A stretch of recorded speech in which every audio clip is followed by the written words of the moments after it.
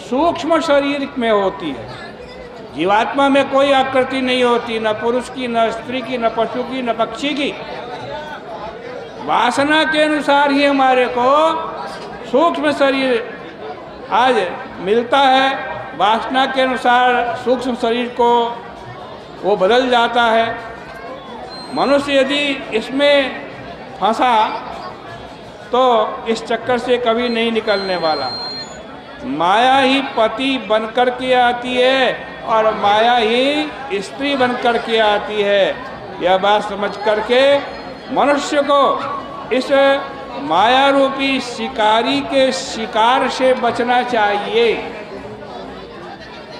अब कई लोग प्रश्न करते हैं कि मनुष्य जब एक शरीर से पुण्य कर्म करता है तो दूसरे शरीर से उसका फल क्यों भोगना पड़ता? असल में पाप पुण्य केवल स्थूल शरीर से नहीं होता, सूक्ष्म शरीर से होता। जो सूक्ष्म शरीर पाप पुण्य करता है वही सूक्ष्म शरीर एक स्थूल शरीर में ही नहीं, दूसरे स्थूल शरीर में भी जाकर उसका फल भोगता है। यह सूक्ष्म शरीर, लिंग शरीर जीव का हमेशा पीछा करता रहता है, किंतु जब निरोध हो जाता है अर्थात स्थूल शरीर और सूक्ष्म शरीर का संबंध छूट जाता है, तब उसका नाम मरण होता है। और जब वह आविर्भाव होता है तब उसका नाम जन्म होता है। यह मृत्यु और जन्म की कितनी सुंदर परिभाषा है। निरोधोस्य मरणं आविर्भावस्तु संभव। और देखिए क्या कहते हैं, द्रव्योपलब्धि स्थानस्य द्रव्येक्षा योग्यता यदा। अब जरा समझने वाली बात है, जिन जिन इंद्रियों से संसार के विषय का ज्ञान होता है, उन इंद्रियों में जब अपने विषय को ग्रहण करने की योग्यता नहीं रहती, तब क्या होता है?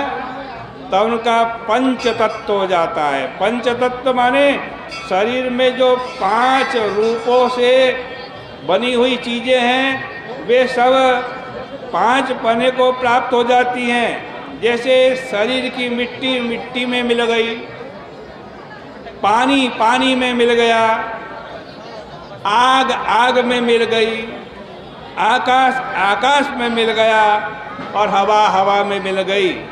इसी का नाम पंच तत्व है। अहम माना उत्पत्तिर द्रव्य दर्शनम। कपिल भगवान कह रहे हैं कि किसी भी दृश्य वस्तु में अहम भाव हो जाना कि यह मैं हूँ, इसी का नाम जन्म है।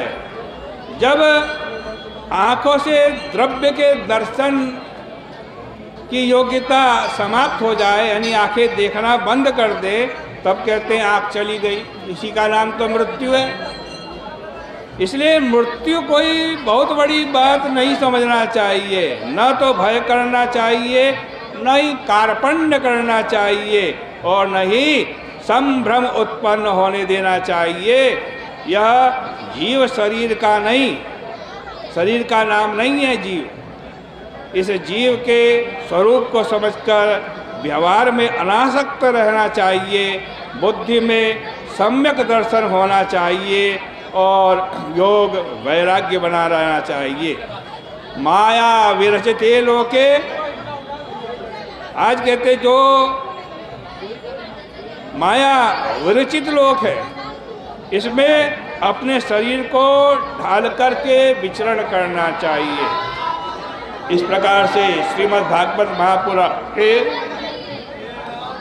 3 स्कंद का यह 31वां अध्याय यहाँ परिपूर्ण होता है। विराम करते हैं, अगले अध्याय की चर्चा कल के प्रसंग में करेंगे।